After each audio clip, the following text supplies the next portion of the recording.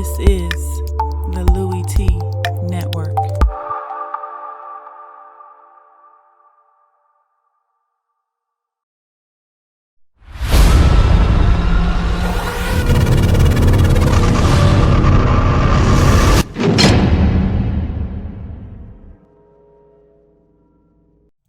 Who else could it be but me, your man, Louie T? Welcome to the lockdown coverage, week number 12 in the National Football League. Los Angeles Rams traveling out to New Orleans, to the Bayou, to take on the New Orleans Saints. And this was a good old-fashioned, passionate ass whooping and getting your shoes, coat, and your hat tooken.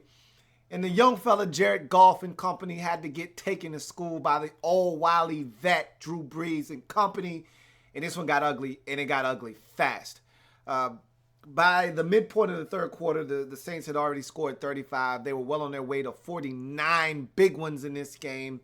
And it looked like this was going to be a shootout for a while. And then the Rams hit the brakes, and the Saints kept going. And so this one got out of control quick. We're going to break this one down. You know how we're going to do it, though. This was an ass whooping, so you know how we're going to treat it as such. So before I do that, quickly subscribe to the Louie Tee Network for more great content in 2016 and beyond. You know what to do. Hit that red subscription button for more great content in 2016 and beyond. Also, I'm on Twitter at In The Lab Room. Make sure you follow me on Twitter. Turn on those notifications. And I'm on Facebook. In The Lab Room is the Facebook page. Go ahead, give me a thumbs up there. So all of my social media platforms in the screen above, going across the screen, you can't miss them. Make sure you follow me on Twitter, like the Facebook page, and of course, first and foremost, you subscribe to the Louie Tee Network. So let's jump into this breakdown. Not likes, dislikes, banana in the tailpipe. You know what this is.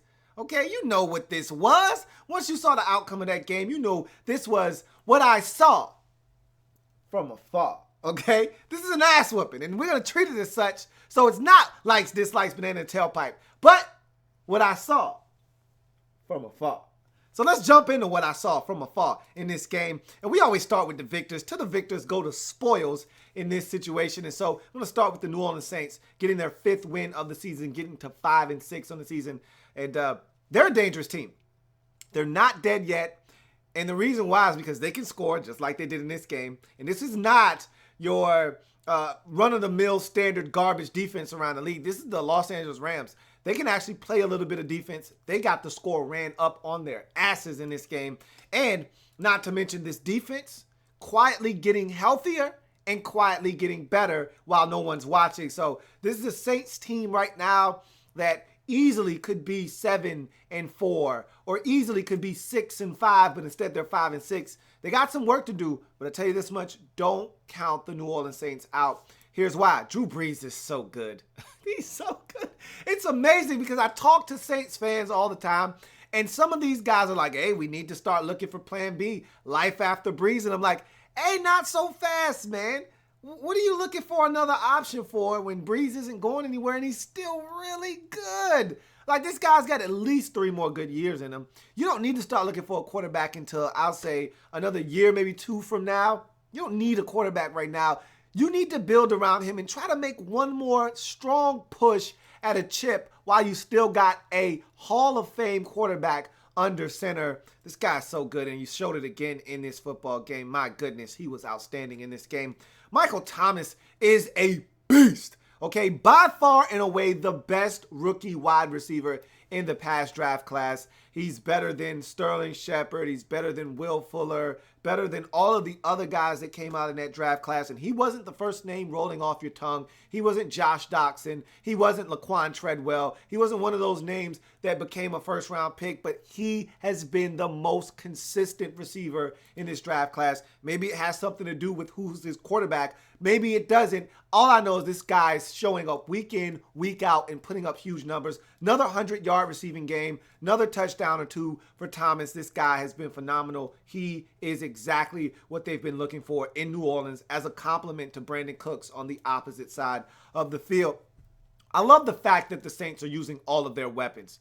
And no Cooks in this game, no problem. They spread the football around. Josh Hill had a big game. You're finding ways to use Brandon Coleman and get him involved. He had a touchdown. Coby Fleener caught some passes in this game. Willie Snead, another guy that I really like. I feel like he's the Lance more of the team now, and I feel like Thomas is more of that Marquise Colston receiver, that big body guy. So they're filling in all those voids. They're using all of their weapons. Tim Hightower getting the football. Mark Ingram, we'll talk about him in a second, getting the football. So you're seeing all of these different weapons being utilized, and I feel like this team is starting to come together at the right time of the season. Let's hope it's not too late. Mark Ingram, he's been a man on a mission since being benched versus Seattle. And I think it's been for the better, because since then, this man has been on an absolute tear, tearing teams new assholes weekly and going off for over 100 yards on minimal carries, because now he's splitting with Tim Hightower. And he doesn't need much to go over 100, it seems, these days. Whether it's San Francisco or this defense, he's lighting teams up. Thought he had a solid game versus the Panthers. Wasn't great, but he was solid. They're doing some really good things on the ground, and it starts with Mark Ingram, who I think is playing like a man possessed since being benched because of the fumbles versus Seattle. So this guy is playing some phenomenal football right now, and he continued to do that in this game. Had the screen catch for a touchdown. Also ran the football effectively and destroyed that Rams defense on the ground. Had a huge run. So Ingram continuing to be the guy in that backfield that is the X factor for this football team. And then the defense slowly but surely getting better in New Orleans. And we've talked about the health of this defense. And when they get this guy back, when they get that guy back, and when this guy starts to play better and this guy plays better, all of a sudden it's all starting to come together for New Orleans. They've got their rough patches. That first half, Jared Goff did what he wanted to do. That second half, the Saints took over this football game defensively. And so you're seeing the coming of age of this defense again. Is it too late? That's the question. At 5-6, can they make up enough ground, whether it be in their division or in the wild card, to make a run? That is what the big question is and remains to be seen. But I'll tell you this much. They've got the talent to make something happen if they can find a way to put it together in enough time to make it to the postseason. That being said, let's get to the Rams on the loser side of things in this football game. Jared Goff, not bad. Not bad at all. You know what? I've been very surprised with what I've seen out of him in his first two starts. Didn't do as much last week versus the Dolphins. Didn't need to. It was his first career start. I thought he did a lot more. They allowed him to do a lot more, and I actually thought he played pretty good, especially in the first half.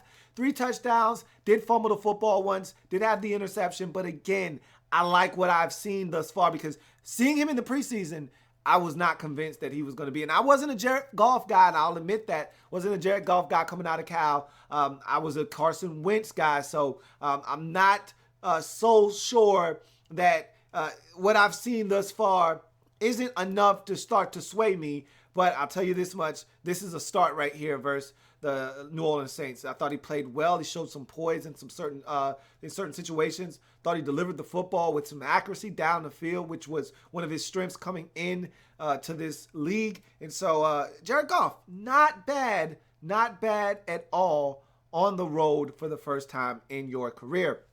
Aaron Donald, man, never, ever trust a man with 2 first names. This defense didn't perform well, but he lit Drew Brees up, forced a fumble early in the game that led to more points for the Rams. And so he's still a beast, even though he's not having the season that we're accustomed to seeing him have. He's still Aaron Donald. He's still AD. He's still not a man you can trust because he's got 2 first names.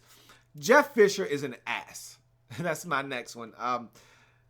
You heard the whole story about him and Greg Williams getting into it on the sidelines, and he was talking about this is that 7 and 9 BS, and Jeff Fisher needs to be gone, man. He's such a loser. What is he still doing there? Why are we even talking about an extension with this guy? Then he makes a ton of excuses after the game. Oh, well, they had an extra 4 days to prepare for us. They played on Thursday night, so they got to prepare. Man, shut that bullshit up, man. You're terrible as a head coach. And you want to get into it with your defensive coordinator. He's talking about, well, everybody in the stadium knew it was a screen except us, and I just wanted to know why. You know what? Take your ass and get the hell out of here. Pack your shit up and go, man. Jeff Fisher is an ass. Get him the hell out of here, man. And finally, Greg Robinson benched and inactive for the Los Angeles Rams. There's a lot of stuff going on there. And is he not who you thought he was going to be. Second overall pick out of Auburn. He looks like he's going to end up being a bust in Los Angeles. Maybe he'll get another shot somewhere else and it'll work out for him. But right now, he seems to be on that Robert Gallery path. One of a guy that's not going to make it as a tackle in this league. Probably going to have to convert to guard and maybe have a 6 to 8 year solid career, but never live up to the hype of being the number 2 overall pick, much like Robert Gallery. We'll see what happens with him, but it's not going well for him in Los Angeles at all. And so with that, no space for Todd Gurley once again. This is getting old. Is it the offensive line? Is it Todd Gurley? It's not Todd Gurley. I'm convinced. It's the guys in front of him not creating any space. It's teams not respecting the vertical passing game of the Rams and coming up and really stopping the run and saying, look, we dare whoever's at quarterback to beat us, which is what I would do if I was playing against the Rams. I wouldn't let Todd Gurley do us in. I'd make sure the quarterback of that Rams team was the reason we lost the football game, not Todd Gurley. So another game where he's got a ho-hum performance, and it is what it is. But in any event, Rams get destroyed in New Orleans, 49-21. The reports are that Sean Payton ran the score up. It did that double pass, that wide receiver pass, because of the whole Bounty Gate thing with Greg Williams. There were so many storylines in this game. It was funny. I got a kick out of it all. But Saints, the biggest takeaway here, they kicked some ass. 49-21. They get the victory, go to 5-6, and they need to go on a little bit of a run here, and I think they've got enough bullets left in the gun to do so. We'll see if they're able to do that. As far as the Rams are concerned, it's just a mess there. We'll see what they do, see how they pick up the pieces to finish out this season, but there's finger pointing going on, and they don't know who's coming and who's going. It's a mess. They need to fix it, and the way to fix it is to get rid of Jeff Fisher. But in any event, it's going to do it for me. Let's see what kind of comments we got real quick. Kevin Stevenson says, who else could it be? Of course, but your man Louie Tee. Mondraw says, you a savage, Louie. When I saw that you were doing this breakdown on halftime, I realized it was a blowout and it's faster. Right, I'm about to be done. Enrique Valencia says, Drew Brees is the best quarterback in the league right now, and it's not close. Would be MVP if his team was better. I probably would agree with you. Drew Brees is a monster, and it's asinine that people are talking about Drew Brees retiring or trying to push him out of New Orleans. Are you crazy? This guy's a monster. Mondraws, he's one of the most pure passers I've ever seen in my life of the football is Drew Brees. Just to add to that before we move on. Mondraw says, I love how most of the Saints receivers are slightly taller than Brees, but play like total beasts. And a lot of that comes from Drew Brees, man. He throws those guys perfect footballs. They don't have to do much. I'll tell you that much. Mo Hunnit says the Rams need to get Alshon Jeffrey in the offseason. Fisher needs to be fired right now. He loses a couple more games. He's the worst head coach in NFL history. I don't disagree with that. I don't know if he's the worst coach in NFL history, but he's pretty damn bad, and he needs to go, and I don't understand how he's still employed by the Los Angeles Rams. Mo Hunnit says, get Gurley some help, man. I agree, man. I hate to see Gurley out there struggling like the way he is, man. That don't make any sense. T. Little says, you impressed with Goff? I thought he looked good. I still need to see more, obviously. This is only his second start, but I thought he looked good in this game versus New Orleans. He did some really good things. He was poised in the pocket when he got time. He made some accurate throws. Thought he did some okay things, man. And I want to see more from Jared Goff. I was more impressed than I thought I would be at this point in him starting. After 2 starts, I thought I would be saying, oh, man, this is bad. But I didn't say that. I didn't walk away from this game saying that. So I think he did okay. Disco Jump Rope says, can't wait for the Saints and Falcons rematch. It's going to be like 70-85. Laughing my ass off. Hashtag rise up. T. Little says, or Enrique Valencia says, I wouldn't say that Peyton Manning is the best. I wouldn't say that Peyton Manning was the best pure passer I've ever seen. For me, it's Drew Brees. Drew Brees, he's a 6 foot, Peyton Manning is 6'5", 6'4", 6'5". This guy's 6 feet, and he delivers the football the way that he does. I don't think I've ever seen a guy do it the way that he's done it throughout the course. He's going to have just about every record known to mankind when he's done. I'm going to take Brees on that one. But in any event, that's going to do it for this breakdown. If it happens in the National Football League, whether big or small, we cover it all here in the lab room on lockdown coverage. Saints get the 49-21 victory, get to 5-6 on the season. Rams drop to 4-7, and they got a lot of nonsense going on. We'll see what happens with both of these teams moving forward. Remember, we're changing the game one live feed at a time. I will see you a little bit later on. Monday Night Football, overtime. Coming at you a little bit later on. Have a good one. Enjoy the rest of the game.